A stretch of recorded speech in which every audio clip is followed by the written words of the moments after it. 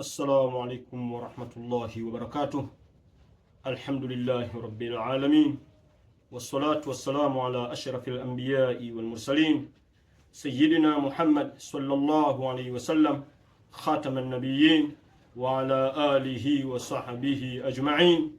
Ama baada ya kumshukuru Allah subhanahu wa ta'ala na kumtakia ziada rehma bwana mtume Muhammad sallallahu alayhi wasallam, yapasa kusema alhamdulillah. Ndugu yangu Muislamu, tunaendelea na kuzungumza katika jambo zima la kuzizuia nafsi zetu kuingia katika maasi. Tutaendelea tena kuelezana au kukumbushana katika jambo zima la kujitahidi sana kuzizuia nafsi zetu kuepukana na maasi. Maana nafsi huwa inapenda mambo ya anasa. Sasa wakati inahitajika kwa Muislamu jitihada maalumu kabisa ya kuikataza nafsi yako katika mambo mbalimbali ambaye kwamba Allah subhanahu wa ta'ala ameyakataza. Na Muislamu atakaojue mambo ambayo kwamba ya kumpelekea mtu kuingia katika moto wa Jahannam yamepambiwa. Yaani kuna mambo mazuri yamewekwa nje yake. Na mambo ambayo kwamba ya kumpeleka mtu katika pepo ni mambo ambayo kwamba katika sura ya nafsi ya binadamu wanaona kama yana kero hivi. Kwa hiyo inahitajika ajizoeshe sana kuyapenda hayo mambo yalikuwa ya kheri. Allah subhanahu wa ta'ala anaizungumzia nafsi. Tuangalie nafsi kwamba ilikuwa kitu mtihani. Allah anaapa sana katika surati Shams. Allah baada a'udhu billahi minash shaitani rajim, bismillahir rahmanir rahim, wash-shamsi wa duhaha. Mwenyezi Mungu anaapa na jua na anaapa na mwangaza wake wa jua. Akiwa al-qamari idha talaha, Mwenyezi Mungu anaapa kwa mwezi pindi unapoliandama jua, unapolipata jua. Wan-nahari idha jallaha, na Mwenyezi Mungu anaapa na mchana pindi unapodhihirika. Hiwa al-layli idha yaghshaha, Mwenyezi Mungu anaapa na usiku pindi unapofunika. Hiwa as-samai wa ma banaha, na Mwenyezi Mungu anaapa na mbingu na yule ambaye kwamba alijenga hiyo mbingu. Katika aya hii Mungu anajiapia yeye mwenyewe. Wal ardi wa ma tahaha, na Mwenyezi Mungu anaapa na ardhi na yule ambaye kwamba aloitandika. Bado Mwenyezi Mungu anajiapia yeye mwenyewe. Wa nafsimu wa ma sawaha, na Mwenyezi Mungu anaapa na nafsi na anaapa na yule ambaye kwamba aliiomba akaiweka sawa hiyo nafsi. Bado katika hii aya Mwenyezi Mungu anajiapia mwenyewe. Fa alhamaha, Mwenyezi Mungu alipojiapia nafsi akasema fa alhamaha, akaifahamisha hiyo ardhi hiyo nafsi, akaifahamisha nafsi fujuraha, uovu wake, wa taqwaha, na uchamungu wake. Sasa Mungu anasema qad aflaha man zakkaha, bila shaka amefaulu yule ambaye kwamba mwenye kuitakasa nafsi.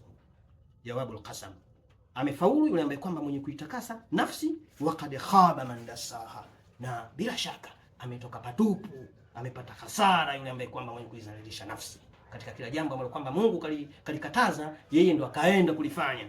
Basi ajue na kutambua huyo amepata hasara mbele ya Allah subhanahu wa ta'ala. Tumwombeni sana Allah tuwe watu wenye kufaulu, tuwe watu wenye kufaulu. Tutafaulu vipi? Tuzielekeze nafsi zetu, tujiepushe na maasi. Kule Mtume sallallahu alaihi wasallam anasema hujibatin naru bishahawat, kwamba umezungukwa moto kwa matamanio. Yani katika mambo ambayo kwamba kumpelekea mtu motoni yana vishawishi vingi sana. Akiwa hujibatil jannatu bil makar, na imezungukwa pepo kwa machukivu. Hadithi ya rawahu al-Bukhari. Kwa hiyo tujitahidi sana, mambo ya kumpelekea mtu motoni yana mivuto mingi sana. Kwenda klabu, kulewa mapombe, kufanya anasa hii. Nafsi we inavutia. Sasa wewe nafsi atakuikataze. Uikataze wewe Muislamu, uikataze wewe mwanadamu kufanya mambo ya ajabu, mambo yasiokuwa na uadilifu. Uikataze nafsi.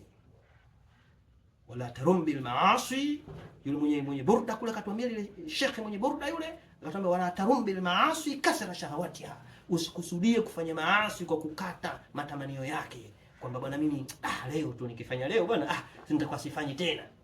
Inna ta'ama yuqawi shahawatan nahimi, haika chakula huongeza nguvu kwa mtu mroho. Yaani ukila chakula kwa mtu mroho atapenda kula sana chakula kizuri, kila naona bado tu. Sasa unaweza ukafanya siku moja ukaona vitu vile, kesho ukarudia tena, vitu vile kesho kutu ukarudia tena, matokeo yake ukawa umezama huko na umepelekwa huko. Wala taum bil maasi kasra shahawatiha inna ta'ama yuqawi shahawata an-naimi. Kwa hiyo tujitahidi sana kujiepusha na matamanio ya nafsi zetu ambazo kwamba tunazo sisi wenyewe. Uikataze nafsi yako kufanya mambo ya maasi mbalimbali, uiamrishe nafsi yako kufanya mambo ya khairi, uilazimishe nafsi yako kuamka usiku, kusimama qiyamul layli, uiamrishe nafsi yako kufanya mambo ya sunna mbalimbali, ufunge somo za sunna na kadhalika, kutasadaka na kadhalika. Yanataka uikataze katika mambo mabaya, uiamrishe na kuilazimisha kwenda katika mambo, kufanya mambo yaliokuwa ya khairi. Hautokaa tu shekhe ukajikuta wewe unafunga Jumatatu na Alhamisi, inakuwa ni vigumu sana bila kuielekeza nafsi yako huko. Uwezi ukakaa tu ukajikuta wewe ukilala saa 7 ya usiku, saa 8 ya usiku, 9 ya usiku, 10 ya usiku unaamka kumdilia Allah subhanahu wa ta'ala, kusoma Qur'an, kuswali rakaa 2 tahajjud na kadhalika katika mambo ya sunna. Hautofanya hivyo bila kuielekeza nafsi yako huko na kuikataza katika mambo mabaya, kuielekeza katika mambo ya khairi. Wabillahi tawfiq, wassalamu alaykum wa rahmatullahi wa barakatuh.